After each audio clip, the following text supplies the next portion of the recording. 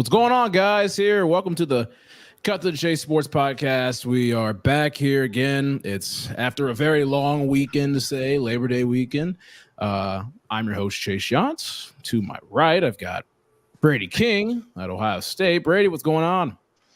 Not much. Just another week, really. Like another great week, that is. But feels a little different this time because we just watched the whole weekend of college football. We know things now that we didn't previously know, and it's going to be fun to get into this. Definitely will be. We are back at it after the long weekend and seeing a ton of college football being played. But right below, we have Matthew Ricketts. Matt's Picks is going to come up later on the show. Matt, what's going on? What's going on, fellas? This is my favorite show of the week. Matt's Picks 2-1 last week. We are back on pace, boys. Another winning season coming your way, hopefully. For all you guys that like to bet the spreads out there, the Buckeyes, a little bit of a slow start, but really kicked the hell out of Akron like we expected them to. Played well, and we learned a lot about a lot of football teams. We know one really sucks, and that's Florida State. Florida State really sucks. Yes, they do. I picked them to make the playoff at number 11, so great. Yeah, that does a great thing for your prediction, man. And before we get into more of this, like and subscribe. We appreciate the support that's been going on and everything. But yeah, that's actually the first thing I wanted to mention. That's actually tomorrow. But that's the first thing I wanted to mention was the Florida State thing, man. Hear that Bengals roaring. Yeah. But what the heck was that? What was that yesterday? I mean, DJU is just really, really bad. I was shocked.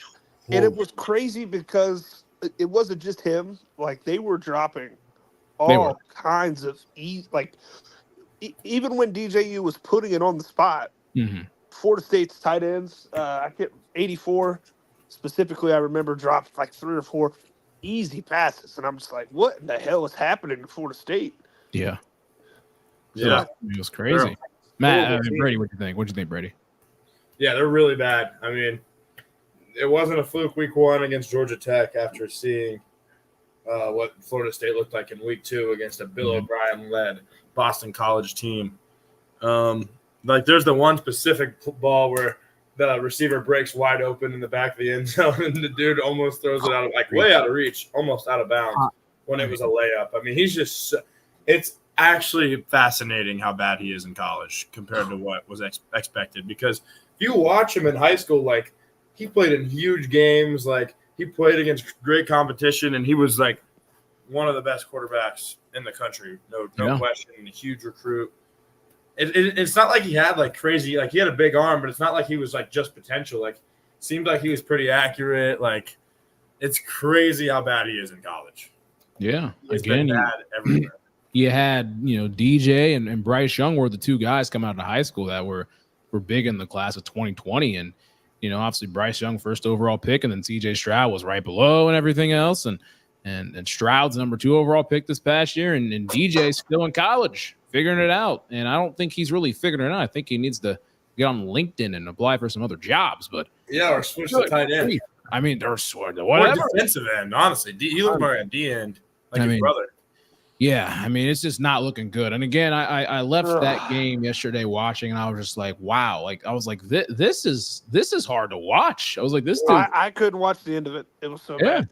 It was terrible. I literally went to bed in the fourth quarter. I was like, yeah, I'm getting nothing from this game. This is unbelievable. But yeah, Florida State, they stunk it up. I'll say that. But from the rest of the weekend, we'll keep this kind of brief in regards. We'll talk about Ohio State a little bit later on in the show and what we saw, what we expect to see this week. But give me one thing that resonated or that really stuck with you from this weekend of college football. If there's one game, one moment, one player, something like that, Brady, that stuck with you going into this week 2. I think I go back and forth between a couple things, but my main thing that stuck with me was Miller Moss and the way he played. And, it looked like their defense improved, but Miller Moss looked really good. I mean, he clearly was the best quarterback in the Big Ten week 1. There were some other good quarterbacks, but he just was making clutch plays. He really wasn't missing any throws. he honestly like operates within the offense better than Caleb Williams in terms of just straight up like, all right, we need a quick throw. There's a blitz, and you need to get it out because you got an open guy. He made that throw better than Caleb Williams would. Now, he's not going to extend plays and do those things that he would do, but he looks really good. And just the USC team as a whole is definitely a playoff contender because I didn't think LSU looked bad. I thought Garrett Nussmeier looked good too, just not quite as good as Miller. And I also thought USC's defense was a little bit came in clutch more than LSU's defense did, and that's really what I thought both of those teams were two great football, or maybe really good football teams. Both were really good. I think. I coming away from that game, I mean, USC. Miller Moss, we were texting back and forth. I mean, that dude's the real deal. I'm excited to watch him the rest of the year. I'm glad that we did not draw them as a Buckeye fan this season. I would change my predictions on quite a few of their games because I had them losing like 5. Yes, but for me, a couple things. Oregon struggled a little bit. They better come out and play this week because if they don't, they'll lose. Boise State's good. The running back is really good. Running back. A lot of people think Boise State, if they play like they did against Idaho, I would be surprised if Oregon wins. But Boise State, it's a 10 o'clock kick this week after we play. It's a little Pac-12, old Pac-12 after dark action, a little Big Ten after dark action. Yeah. Be drinking the old Miller Lights, watching that one later. It's going to be nice. But, of course. So that surprised me that they were so close against Idaho. But the other thing, Michigan's offense is really bad. I think they're gonna they're in trouble this week. It's coming. It's coming. Yeah, I would agree because again for myself, I didn't get a chance to watch a whole. I mean, the thing, Georgia went out there and killed Clemson. It was a slow start. I just feel like that was expected. It was.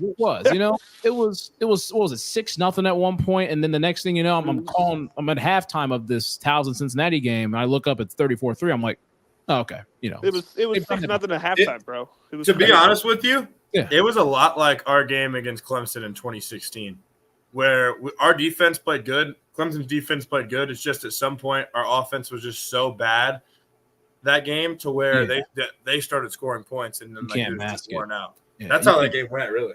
Yeah, you can't mask it long enough. If your defense is doing that and your offense just keeps shitting the bed, it's like, I mean, you can only. Klubnik is just as bad as DJ, almost like it's up there. The correlation of a Clemson guy. I'm not sure if you guys watched the first play of that game.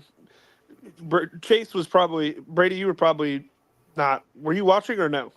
No, I wasn't actually watching. Like probably with your friends and everything. But anyways, I mean, the first play, I knew Clemson was screwed. It was the rollout, and Cade Klubnik threw it right at the running back's ankles. Right at him. He was wide open on a speed out. Threw it right at his ankles. I said, "Oh my God, Georgia's going to kill him." What do you think Daniel Harris was thinking? I mean, he was probably thinking, "Oh shit, we're in trouble." Everything I said this offseason about. I mean, it was. I'm telling you guys, he is awful. He's better than DJU, but he's not very good either. So, I mean, another thing, I guess we didn't talk about. Cam Ward looked really good for Miami. We'll see. I know Florida really sucks. Florida's bad, but we will see. The ACC just might be a shit show this year, and it ends up. I don't know. Yeah. We'll see how that ends up working out down in Miami. But he looked pretty good. So he's a Heisman. I'm not going to put him as front runner, but definitely a guy he's in the Heisman watch. Heisman watch. Yeah, he's in the Heisman watch at this point as well. Yeah, and that was the big thing when I was leaving the press conference for UC, and they had the TVs on in the on-field suites, and look over and see Miami's up 41-17. I'm like, whoa, where did this come from? I was like, I know Florida's not that good, but where did Miami come from? And the fact that he had Miami players walking over to the Florida recruits and basically saying, "Oh yeah, you guys need to come to Miami." That Florida recruits is, it's insane. It was hilarious to watch. But yeah, Florida's in shambles. Miami, the U, are they back? We'll see. Cam Ward, really good player. I'm excited to see what he's got the rest of the way. But yeah, I mean, that was a big thing. And then also what Matt mentioned earlier, Michigan. I mean, that was the one I flipped back and forth between Notre Dame and Michigan, those two games. And like man, Michigan, they're in trouble. They're in trouble. Oh, they're in trouble. I think the reckoning is coming this week. It's coming, and we're going to talk about this game. I mean, you're looking at it's a new big noon kickoff. College game day is going to be there as well. I mean, it's going to be all of the national attention is going to come on this game, and it's no longer a spotlight. It's a grand show that Michigan's going to have to put on at home, and Texas has such a great opportunity to walk in there and just flat out embarrass Michigan. And I mean, I just gotta ask, where's the first place Texas looks at on Michigan and says, other than quarterback, the first place they look at and say, we got to exploit this. Let's go with Brady. Where's the first place they look at besides quarterback? We can talk about the quarterback in a second. Where do they exploit? I think what they do is they sell out against the run because those receivers on Michigan are garbage. Like those dudes, like, and I know it's like hard to exploit a receiver because you really can't attack a receiver, but like, I think the way you exploit them is by like selling out against the run, keeping a lot of guys in the box. Rush. Honestly, you can rush you can put 3 in the box, or you can put 3 linebackers in the box instead of just your normal 2 set that Texas runs with. Yeah, and you make Davis Warren have to throw the ball because we all watched it. They're playing Fresno State, and their receivers are not open, and even when they are, he's missing them. So I think you exploit that for sure. And then honestly, like, hope that Michigan hands it to Donovan Edwards because, oh my God, like that dude, it's got to be sad for Michigan fans to watch him run the ball because not their backup anymore because they ended up giving him more carries because he's just better. Kalel Mullings is way better than Donovan Edwards at running the ball. Yeah, it's really, you average like 2.5 yards a carry against them. That's not good. And then another thing that was interesting against Fresno State is Will Johnson was getting picked on a little bit. Like he was losing his receivers. Like he ended up having a pick 6 at the end, but that was more of like Fresno State ran that screen a bunch in a row and then he just jumped it. But in terms of just like in coverage downfield, he got beat on a double move bad. The quarterback missed it, and then he got beat downfield like 2 plays in a row. So that's interesting to see. But yeah, I think the receivers on Michigan are their weak point. Yeah, and again, just being able to load the box and when you're talking about not being able to exploit a receiver, the way you exploit is loading the box and playing one-on-one. You're like, you know what? Yeah. We're not going to double cover. We're not going to we're going to play one-on-one on the outside. And we're going to load the box and blitz. And if you can't make a play when the ball's in the air, when it's one-on-one and a free high safety, then you're not like that. So that's pretty much that. But on the Matt, I want to talk to you about this. What does Texas? Well, actually, what does Michigan have to do to win? Like the hope and pray? What is it? Yes, or defensive touchdowns, things of that nature. They're not going to be able to score. This is going to be really bad. It's going to be like a little bit of an upgraded version of an Iowa in years past. I would believe a better version on offense. You see, that's what you're going to see from Michigan this year. The quarterback play is putrid, horrible.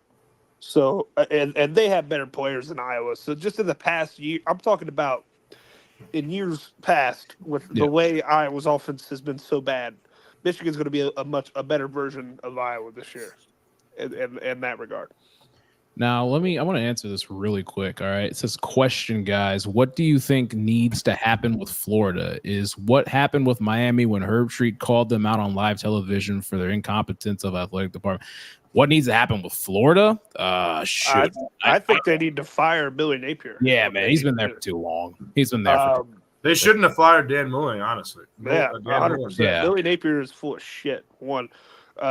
They need to recruit better. Clearly you see the other 2 programs have had success in Florida the past.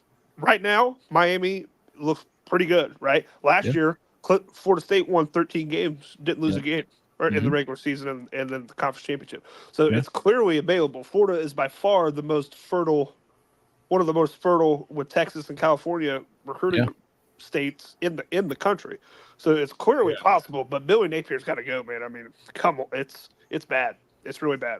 For sure. Yeah, they need a lot of stuff figured out over there. It's just it has not been good for a handful. Now they do surprisingly, they don't recruit bad. Like, they have a good talent composite wise. Like, they're a good recruiting wise, they're not bad at all. But it's just the coaching is horrible. Like, I just don't get it. Like, I don't get it.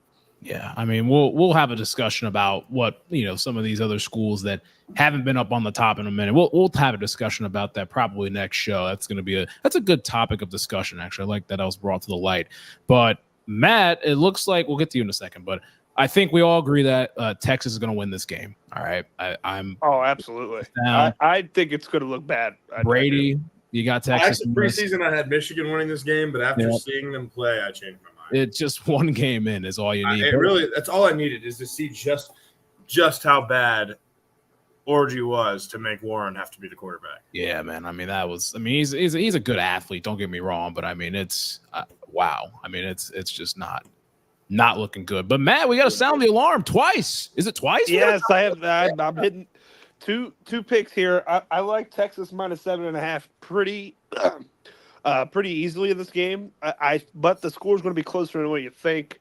I just feel like the score is going to be close, but it's not going to indicate how much Texas dominates the game.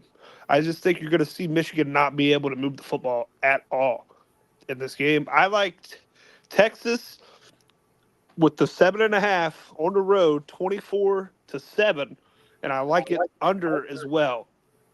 Under 43 at the total. I just don't see Michigan being able to score enough for this total to go over. I don't see it happening. Maybe if the defense, like last week with Will Johnson or somebody gets pick sixes, that's really the only way I see this total going over. So I like the under in this game, and I like Texas minus 7.5. And I think it looks – it's not going to be like the blowout. They're not going to lose by 30 or anything like that. It's going to be close. Football speaking wise, it'll be close in the second half where it's a 2-possession game. Anything can happen, whatever. But when you watch the game, you're going to say, damn, Michigan, this looks bad. They have no chance to win.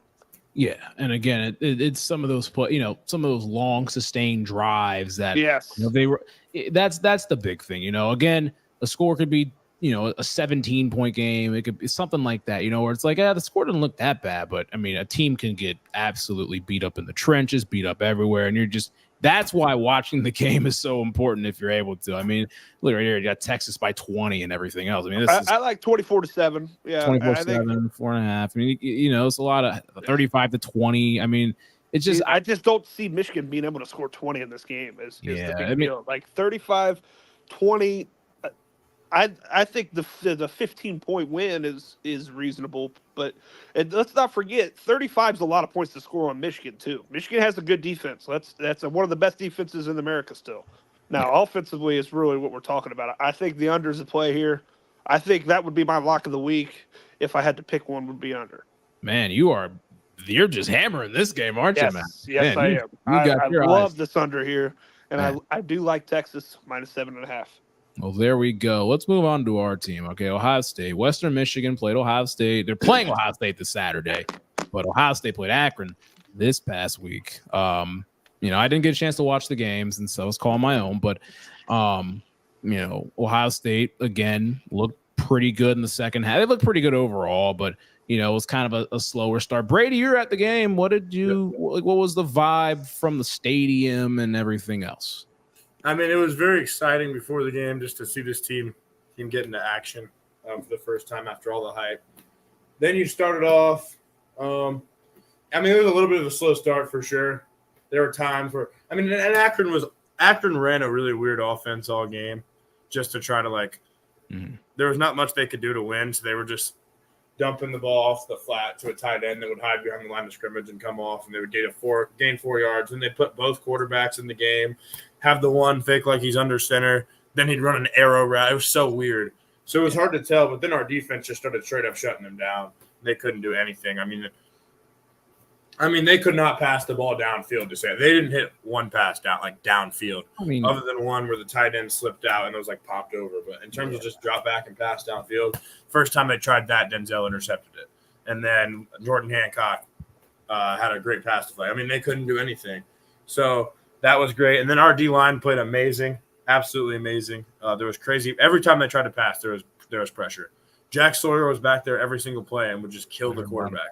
Yep. The quarterback was just dead after. And Jack Sawyer didn't technically record a sack, but I think he was the best of the DNs. JT played good. He had 1.5 sacks. Tyleek Williams was bullying them. I mean, the whole D-line. Caden McDonald looked good when he came in. Kenyatta, Caden Curry had forced a fumble. Lathan was the MVP of the defense, had an amazing game. And then, I know, all those guys were good. Caleb Downs missed a tackle in the first drive that got them to field goal range. But other than that, he played good. He had a sack. Now, I'm going to stop you here, Brady. I want to hear Matt's take on the offense. That was a great insight on the defense. Let's hear Matt's take on the offense. Matt, do you remember what was going on? You had a couple of years. I know. I remember you. I remember. I know. Will Howard. I was very impressed with Will Howard. I came away up front. We were clearly rotating the guards, rolling the guards, which is what Ryan had said coming into the week. Donovan was out with some sort of hamstring injury, I believe. He's on whatever day-to-day. If it was a big game, I'm pretty confident him and Cody would have played. It's the same stuff we always get with them. So they were rolling those guards on the right side to try to find which one they want there. Tegra, Hinsman, and Austin Seaverfield or whatever the hell the other guy was at the left guard. So he's not going to be playing left guard. That's going to be, obviously, Donovan Jackson. So in the first half, they didn't play very well up front, but in the second half, I thought it was great on both sides. But the big thing that I came away with was Will Howard's a freaking dude, man. I know it's Akron, but he was putting everything on the money and on time, and his arm looked good live. Jeremiah Smith's already our best player. I mean, everything that in my opinion, he is. I thought he was coming in. Obviously, we were talking about it in the preseason shows. Like, hey, he hasn't played college football yet. I was like, I don't care. He's our best player. He's our best player, and I'm really excited for Will. I mean, that was really the one major thing I was wanting to see coming in. You know, how does Will play in this offense? Is it the JT Barrett kind of deal where he's just, I don't know, dinking and dunking? Nah, hell, he was letting the shit rip, and it looked good. It was coming out quick. It was on the money, and he was running, extending plays, unlike Kyle McCord when he had to. I'm excited, and I think once we get the chemistry moving on the offensive line and get healthy up there, there was hand, foot, and mouth going around up front. Hand, foot, mouth sickness, whatever, disease during training camp, which caused a lot of the offensive linemen to be out sporadically. And that's not something that we've talked about a whole lot. That's not something that's been nationally discussed or whatever. But a lot of those guys were not practicing every day during training camp. So that's something I think is getting a little bit overlooked here. So it wouldn't surprise me if it takes us a couple weeks, to get moving up there and to where we're feeling like we're full strength up there. So once that gets under, controlled, or Donovan comes back under wraps a little bit, I think we'll be just fine. I think we're good. We're going to be fine up there. But I was really, really impressed with what I saw throwing the ball by Will Howard. Okay, that paints a very good picture in that regard as someone that didn't get a chance to see. All right, Ohio State is minus 39 this week. We're all picking them, but do they cover? What are you thinking, Matt? I don't know, man. Probably not, but I'm gonna bet them anyways. I mean, it's not a Matt's pick, just so we're all clear. But I think I could get it at 38 if I wanted it, but I don't know yet. But I mean, they're gonna kill him. Okay. I will say this: Western Michigan did give Wisconsin everything they could handle. So they did. Yeah, they did. Yes. They still got to go out there and play the game of football. That's the beauty of the sport that we love. We'll go down. I think these two teams play in Charlotte. Tennessee and North Carolina State. That's going to be a Saturday night game on ABC and ESPN Plus. Tennessee beat Chattanooga 69-3 Saturday, so they handled business on that front. And North Carolina State beat Western Carolina 38-21. 14th versus 24. Brady, you talked about the Vols quarterback Nico at a very high regard this offseason. What did you like from him Saturday, and what do you expect from him in this game? He was the most flawless quarterback on Saturday in the country. Like in terms of if you people that watched could attest to the fact that every ball he was throwing downfield was literally perfect. It was kind of crazy actually that he was just, everything was right in stride. Like it doesn't matter who they were playing. Like the ball was just like right where it needed to be. I think he's really good. I think he's the best quarterback in the country, but I think it's up for debate. I think he's going to be, a very he's going to be in the Heisman conversation if this team can be good. But yeah, Nico was great. 6'6", can move, extremely accurate, big arm. I mean, just a great player, and not surprising that. I mean, I think he should have started last year as a true freshman. They probably would have done better with him. They looked better against Iowa, which is better, like a great defense than they did offensively than they did against a lot of other teams when they had Joe Milton. But yeah, I think Nico was great. All right, and we'll see what he is able to do. North Carolina State, Grayson McCall's their quarterback. Matt, I think it's going to be high scoring game. I do. They played like hell last week. Was it Western Kentucky or Western Carolina? Yeah. Yeah. I mean, holy shit, it was bad. So, I think they'll play better than they played. I mean, God, hope they play better. I think this is going to be a high scoring game. I'm not sure what the over is. I think it's like 58 or 59. The over is right now 60.5. So, okay, 60.5. All right. Well, that's going to be right. I would be shocked if it goes under, but it's going to be right there. I think Nico's really good too. So I'm excited for Tennessee this year. I think they're going to they got some big games coming down the pipeline where it's going to be fun to watch that offense play against good teams. It definitely will be. They play against Oklahoma 2 Saturdays from now on the 21st. They got Georgia, I think. They got Bama on the 19th. Bama. Your third Saturday in October, and then November 16th they go to Athens to take on Georgia. So yeah, they do have a lot of big games coming up in that regard. It's going to be fun, dude. They have every chance to make the playoff. Every chance. Yes, they do. It's going to be exciting to see. The QB has all chances to win the Heisman, too, with that stage, if he wants to. I agree with that. I'll have to keep an eye on Nico, man. It just sucks that this game is at 7:30. Yeah, it's not going to get a lot of watch time for me or Caleb because that's where I'll be. Brady will be at the game. I mean, it's just not going to. Yeah. Yeah. I mean, I'll have it on another TV. But again, I mean, we picking Tennessee in this. You got anyone? Oh yes. Yeah, I think Tennessee wins by 10. By 10. Okay. I think Tennessee in a close one. Cool. I'm gonna rock with Tennessee as well. I think it's gonna be pretty close, but actually, you know what? Be different. You know what? I'll be different. NC State. Why not? You know what? Whoa. They're in their home state. They probably have a better defense. Probably better. Yeah. I mean, you know what? I'll be different from you guys. I'll go NC State just to, I guess, spice things up a little bit. But yeah, we'll go on to the last game that we'll talk about on here. Boise State and Oregon. So very interesting storylines with this. Boise State had their running back that accounted for all 6 of their touchdowns last week. I mean, that dude was balling. I mean, anyone got a name on that? Because I mean, I just saw Ashton Jeante. Yeah. Yes, I mean it was yeah. But Ashton Jeante or Jeante. I don't know how to pronounce it. Yeah, I'm not sure how to pronounce it. It's Jeanty. He's a freaking beast. Yep. And I mean, I'm excited for this one. It's a 10:00 kick, so I'm going to be watching it for sure after our game. A little Big 10 after dark for you folks at home.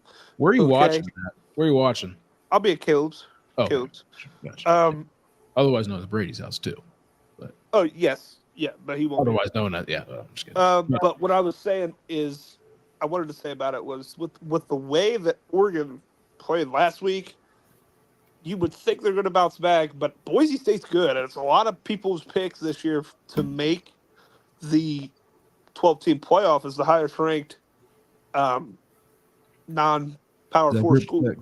So this is a marquee win right here on the play. If they win this, you could almost, unless they stumble against some crap turds down the road, I mean, you can almost book it that they'll be the top ranked non-power school in the playoffs, so they'll end up getting the 12 seed or whatever. So this is a huge game for them. The spread is 19, and it's going to be a match pick. It's going to be a match pick here, boys. I like Boise State plus 19 here. Oregon's favored. It is at Oregon. I do think Oregon wins. So I'm gonna say Oregon wins by 14, somewhere in that realm. But I don't think the game's going to ever be out of question, and I think Boise State keeps it pretty close throughout the majority of this game. But I'm excited for this one. This is a great nightcap. Good take on that, Matt. I like that. Brady, thoughts on this? Anything you want to piggyback off Matt? Yeah, I think that Oregon is going to go into practice and change their game plan a lot up this week. I think they're going to be on Gabriel about his dink and dunks. He was way too conservative last game. Like every time it was third down, he was throwing short of the sticks. It really didn't make much sense. I think Oregon's going to game plan to take more shots. They realize that they're going to have trouble if they can't throw it more down the field more. Having Tez Johnson, their best receiver, and then Evan Stewart, who, well, the jury's still out a little bit, but very highly touted receiver in their transfer portal. I think they'll take some shots to those guys. I think Oregon blows out Boise State this week. Wow. I think they win by 34. Damn. Horse crap. I don't know. Wow. I think Oregon's going to make a statement, and I think they could. It would not shock me if they come out and win. Because it just doesn't make sense how bad there's.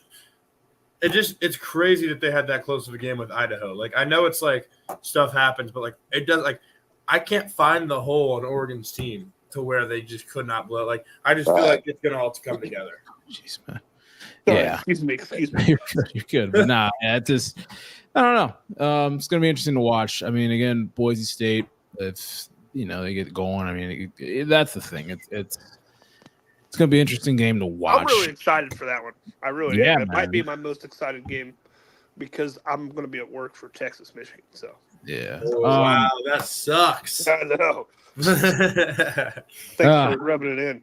Now, I do want to mention before we get out, this is the last games we were talk about, but this isn't a ranked matchup, but it is quite interesting when it comes to storylines. Is Colorado and Nebraska Saturday night? Yeah, that's a good one too. It just sucks so bad that it's in our time window. Damn it.